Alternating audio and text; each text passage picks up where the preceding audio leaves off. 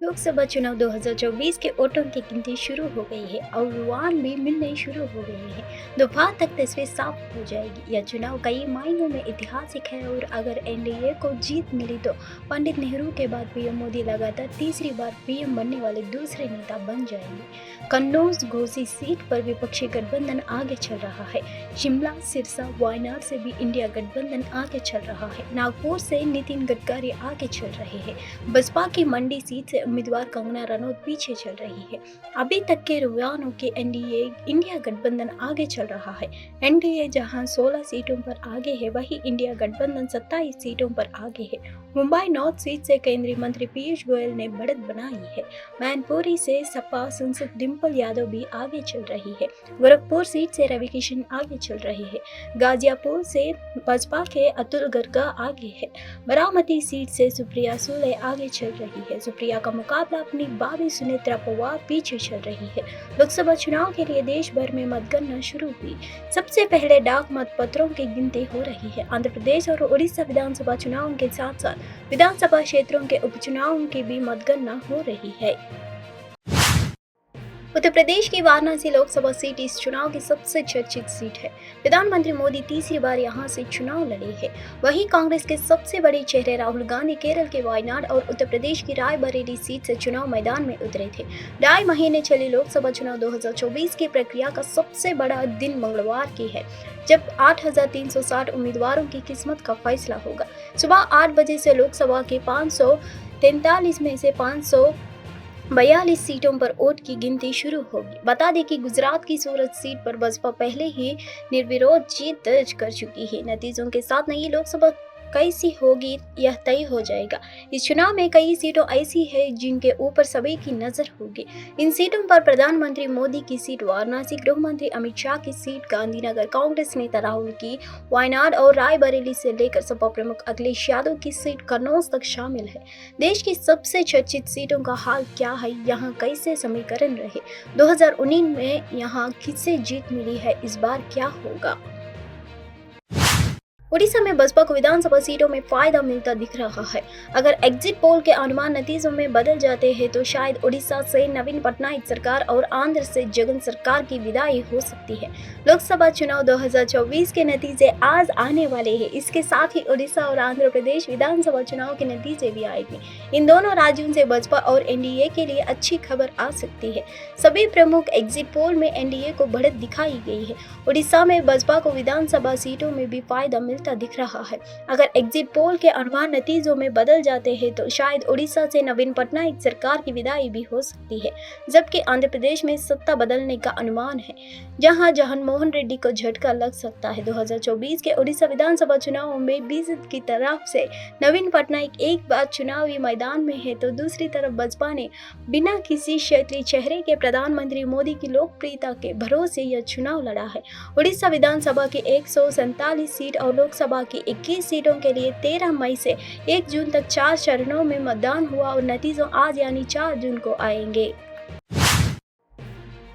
IMD ने बताया कि दक्षिण पश्चिम मानसून तेजी से आगे बढ़ रहा है। मानसून कर्नाटक के कुछ और हिस्से, तटवर्ती आंध्र प्रदेश, रायलसीमा, तेलंगाना कुछ हिस्सों तक पहुंच गया है। दक्षिण भारत के अन्य हिस्सों तक मानसून के पहुंचने के परिस्थितियों अनुकूल है। उत्तर पश्चिम और पूर्व भारत के अलग अलग हिस्सों में अभी और 4 से 5 दिन लू की स्थिति बनी रहेगी, लेकिन इसकी तपिश कम हो रही है। इसके साथ ही पश्चिमी हिमालयी क्षेत्र में पश्चिमी विक्षोभ की स्थिति बन रही है और इसके प्रभाव से उत्तर पश्चिम भारत के मैदानी इलाकों में 5 से 7 जून के दौरान कहीं कहीं आंधी तूफान के साथ हल्की बारिश हो सकती है। भारत मौसम विज्ञान विभाग के अनुसार बीते 24 घंटे के दौरान पंजाब, हरियाणा, उत्तर प्रदेश, पश्चिमी राजस्थान, हिमाचल प्रदेश और पूर्व मध्य प्रदेश के अलग अलग हिस्सों में लू चली है। राष्ट्रीय राजधानी दिल्ली में अधिकतम तापमान 44.7 डिग्री सेल्सियस दर्ज किया गया, जो सामान्य से 5 डिग्री अधिक है। फ़लस्तीनी अधिकारियों ने गाज़ा में इजराइल पर नरसंहार का आरोप लगाने वाले दक्षिण अफ्रीका के मुकदमे में शामिल होने की अनुमति के लिए संयुक्त राष्ट्र की शीर्ष अदालत में आवेदन किया है। इजराइल और हमास के बीच बीते कई महीनों से भीषण जंग जारी है। इस बीच फ़लस्तीनी अधिकारियों ने गाज़ा में इजराइल पर नरसंहार का आरोप लगाने वाले दक्षिण अफ्रीका के मुकदमे में शामिल होने की अनुमति के लिए संयुक्त राष्ट्र की शीर्ष अदालत में आवेदन किया है। अधिकारियों ने आरोप लगाया कि इजराइल का सैन्य अभियान फ़लस्तीनी समाज और उसकी संस्कृति व सामाजिक संस्थानों पर नक्शों से मिटाने के व्यवस्थित हिस्सा है। अंतर्राष्ट्रीय न्यायालय में फ़लस्तीन राज्य की ओर से अनुरोध किया गया है और इसे फ़लस्तीनी प्राधिकरण ने विदेश मंत्रालय के अधिकारी अम्मर हिजाजी द्वारा हस्ताक्षरित किया गया है। दक्षिण अफ्रीका ने पिछले साल के अंत के ICJ के मामला दायर किया था और इजराइल पर सैन्य अभियान के जरिए गाज़ा में नरसंहार करने का आरोप लगाया गया है। इजराइल ने इस आरोप को खारिज करते हुए कहा था कि वह 7 अक्टूबर के हमास के हमलों के बाद शुरू हुए युद्ध में अपने सैन्य अभियान में नरसंहार कर रहा है। इजराइल गाज़ा के दक्षिणी के हमलों के बाद शुरू हुए युद्ध में अपने सैन्य अभियान में नरसंहार कर रहे हैं। इजराइल गाज़ा के दक्षिणी शहर रफ़ा में अपने हमलों के विस्तार कर रहा है। रफ़ा युद्ध के बीच का भी मानवीय मदद के लिए अभियानों का मुख्य केंद्र था। इजरायली बलों के हमलों ने भूख का सामना कर रहे फ़लस्तीनियों के लिए भोजन, दवा और अन्य आपूर्ति के प्रवाह को रोका है। प्रधानमंत्री मोदी, कांग्रेस के पूर्व अध्यक्ष राहुल गांधी, रक्षा मंत्री राजनाथ सिंह और स्मृति जुबानी ईरानी समेत कई केंद्रीय और राज्य सरकार के मंत्रियों की सियासी पारी का भविष्य से ये नतीजे तय कर देंगे। जीत में वोटों के मार्जिन से उनकी लोकप्रियता का पैमाना भी तय होगा। लोकसभा चुनाव का मंगलवार को नतीजा आने के साथ ही यूपी में चुनाव लड़ रहे कई दिग्गज नेताओं की किस्मत का फैसला भी हो जाएगा। प्रधानमंत्री मोदी, कांग्रेस के पूर्व अध्यक्ष राहुल गांधी, रक्षा मंत्री राजनाथ सिंह और स्मृति जुबानी ईरानी समेत कई केंद्रीय और राज्य सरकार के मंत्रियों की सियासी पारी का भविष्य ये नतीजे तय कर देंगे। जीत में वोटों के मार्जिन से उनकी लोकप्रियता का पैमाना भी तय होगा। बता दें कि प्रधानमंत्री मोदी वाराणसी, रक्षा मंत्री राजनाथ सिंह लखनऊ, राहुल गांधी रायबरेली, स्मृति जुबानी ईरानी अमेठी, मेनका गांधी सुल्तानपुर, डॉक्टर महेंद्र नाथ पांड्या चंदौली, अखिलेश यादव कन्नौज, डिम्पल यादव मैनपुरी से चुनाव लड़ रहे हैं। इसके अलावा केंद्रीय मंत्री अनुप्रिया पटेल मिर्जापुर, सांघवी निरंजन ज्योति फतेहपुर, संजीव बलियान मुजफ्फरनगर, पंकज चौधरी महाराजगंज, कौशल किशोर मोहन लालगंज, BL वर्मा जलोन, SP सिंह बघेल आगरा, अजय मिश्रा टैनी लखीमपुर से चुनाव लड़ रहे हैं। यूपी सरकार के मंत्रियों में जयवीर सिंह मैनपुरी से, जितिन प्रसाद पीलीभीत, अनूप वाल्मीकि हथरास और दिनेश प्रताप सिंह रायबरेली से चुनाव लड़ रहे हैं। आज यानी 4 जून को शेयर बाजार पर सभी की निगाह टिकी हुई है, क्योंकि सुबह 8 बजे से लोकसभा चुनाव के नतीजे के रुआन आने शुरू हो जाएंगे। बीते दिन यानी सोमवार को एग्जिट पोल में नरेंद्र मोदी की अगुवाई वाली NDA सरकार की वापसी का संकेत के बाद स्टॉक मार्केट में प्रमुख बेंचमार्क इंडेक्स सेंसेक्स के निफ्टी नई ऊंचाई पर पहुंच गई है। ग्लोबल मार्केट से मिल रहे संकेतों के आधार पर BSE सेंसेक्स और NSE निफ्टी 50 आज मजबूती के साथ खुलने के लिए तैयार है। इसके अलावा शेयर बाजार के निवेशक गिफ्ट निफ्टी पर भी नजर रखेंगे, जो 72 अंकों यानी 0.31% की बढ़त के साथ 23,539.00 पर प्रीमियम पर कारोबार कर रहा है।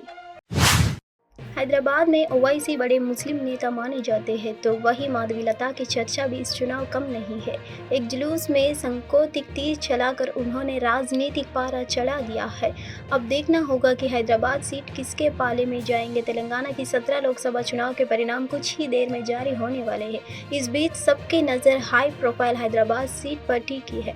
असदुद्दीन ओवैसी या माधवीलता, हैदराबाद में कौन मारेगा बाजी, ये वोट खिलने के साथ ही साफ हो जाएगा। तेलंगाना की हैदराबाद व सीट पर जिस पर ओवैसी साल 2004 से जीत हासिल करते आ रहे हैं।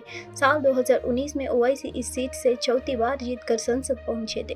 हैदराबाद सीट पर अब मुकाबला कांटे का माना जा रहा है। वैसे तो यह अल्पसंख्यक बहुल क्षेत्र परंपरागत रूप से AIMIM का गढ़ रहा है। ओवैसी से पहले यह सीट उनके पिता सुल्तान सलाहुद्दीन ओवैसी जीतने रहे। उन्होंने लगातार 6 बार इस लोकसभा सीट का प्रतिनिधित्व किया। अब हैदराबाद सीट बेटे असदुद्दीन ओवैसी के पास है, लेकिन बीजेपी की माधवीलता 2024 के लोकसभा चुनाव में ओवैसी को कड़ी टक्कर देती दिख रही है। शनिवार को आए एग्जिट पोल की अगर माने तो हिमाचल प्रदेश में बीजेपी परचम लहराने जा रहा है। वहीं मंडी लोकसभा सीट कंगना रनौत के लिए किस्मत की वो चाबी साबित होने जा रही है जो जल्द ही खुल जाएगी। आज चुनाव के नतीजों के बाद तस्वीर बिल्कुल साफ हो जाएगी। हिमाचल प्रदेश की 4 लोकसभा सीटों के नतीजे का रुआन आना शुरू हो गया है। कुछ देर बाद ही ये साफ होता चला जाएगा कि राज्य में बीजेपी या कांग्रेस किसकी सरकार बनेगी। लेकिन सबसे ज़्यादा चर्चा हिमाचल प्रदेश की हॉट सीट मंडी की हो रही है। यहाँ से बॉलीवुड एक्ट्रेस और बीजेपी के टिकट पर कंगना रनौत चुनावी मैदान में है। आज कंगना के भविष्य का फैसला होने जा रहा है। कंगना रनौत पहली बार चुनावी रण में उतरी है। कंगना के चुनाव लड़ने के बाद मंडी हिमाचल की सबसे चर्चित सीट बन गई है।